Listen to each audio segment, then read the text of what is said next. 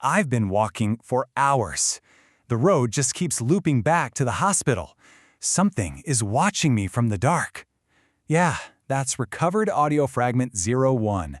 Just a fractured, absolutely desperate whisper pulled straight from a corrupted hard drive we found miles away from any known civilization. Welcome to today's Explainer. I'm taking on a slightly different role today, kind of like your personal archivist. So let's dive right into this.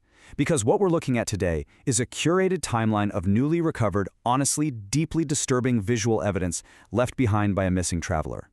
We've spent weeks meticulously piecing this data back together to figure out exactly what went down. And look, I gotta warn you up front, the visual record we're about to analyze, it isn't just a geographical journey. It's a complete descent into absolute, inescapable psychological terror. Section 1. The Doomed Traveler. Okay, imagine you're driving along. Your GPS suddenly flickers out and boom, you find yourself standing right here. Notice the rain-slicked, jagged pavement reflecting that harsh, blood-red neon light? I really want you to mentally place yourself in front of that rusted sign explicitly telling you to leave before dark. You can practically feel the sudden biting drop in temperature, right? And look at that towering Gothic architecture of the clock tower in the background. This whole town isn't just abandoned, it feels aggressively alive, like it's pulsing with this dark energy. Make no mistake, this wasn't a wrong turn for our traveler. This was a capture. Now we reach the traveler's final known global coordinates. The signage here has completely devolved from a standard town warning into a crude, desperate plea. Turn back now. But look dead center right now. Look straight down the asphalt, just at the edge of that street lamp's failing glow. Do you see that figure? It's distant, static, but undeniably focused right on the photographer. So the really crucial point here is that the environment itself was trying to warn the traveler away, but simultaneously, that presence in the road was making absolutely sure turning back was physically impossible. The traveler was being herded. And the herding process enters its final stage right here. That open road compresses into this horribly claustrophobic cobblestone path. Notice how the dead, twisted branches of the trees are acting almost like a cage right overhead? The architecture here is incredibly purposeful. The dilapidated houses are literally leaning inward. And those glowing amber lanterns, they aren't there to provide warmth, no way. They're runway lights. The town is actively funneling the traveler away from the open world and directly toward a single, massive destination looming right there in the fog. The door's locked behind me. It smells like copper and old dust. I have to find a way out of these tunnels. That's from page 4 of the recovered journal. The open nightmare is officially over, and the trap has snapped shut. From this point forward in the digital archive, the traveler is no longer wandering. They're buried. Section 2. Entering Ward 13. Now deep underground, the brutal reality of the situation truly sets in.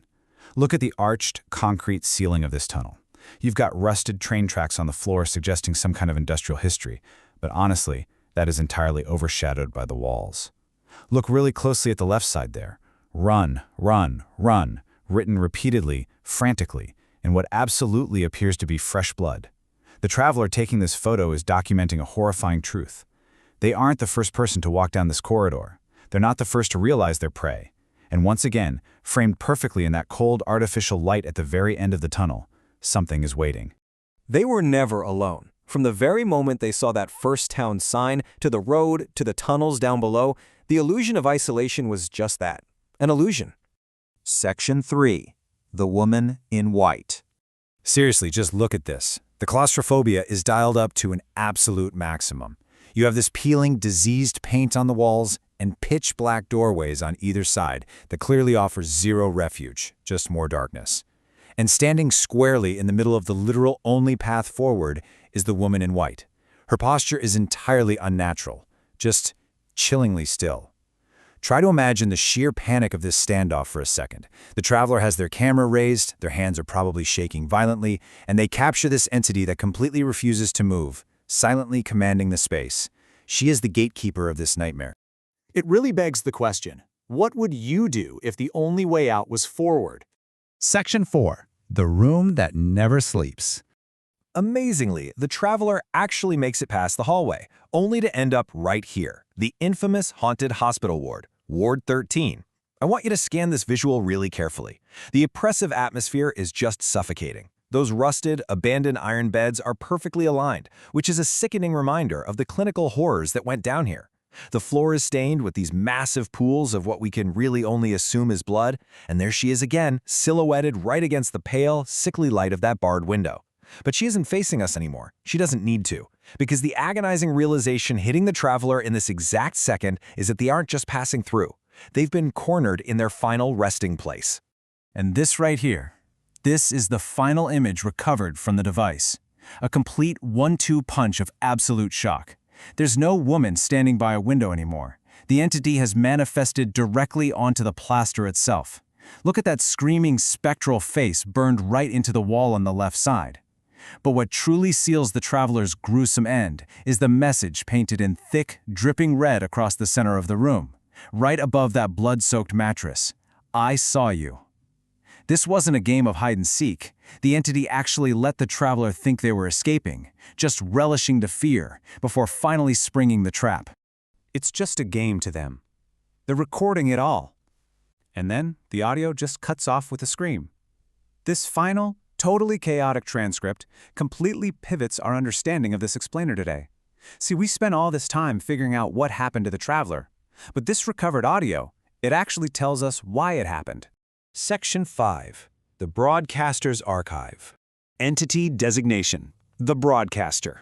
Now, the legend of this being is something deep web archivists have whispered about for years and years, but this is terrifying, actual proof. Look at the macabre detail here. You've got the decaying skeletal hands with razor-sharp claws, those glowing red eyes hidden beneath a tattered hood, all leaning over a vintage broadcasting microphone. The broadcaster doesn't kill people directly. It orchestrates the nightmare. It designs the town, it carefully places the woman in white, and it records human fear as a sick cosmic broadcast for some unseen audience out there in the dark. The traveler wasn't just a victim, they were content.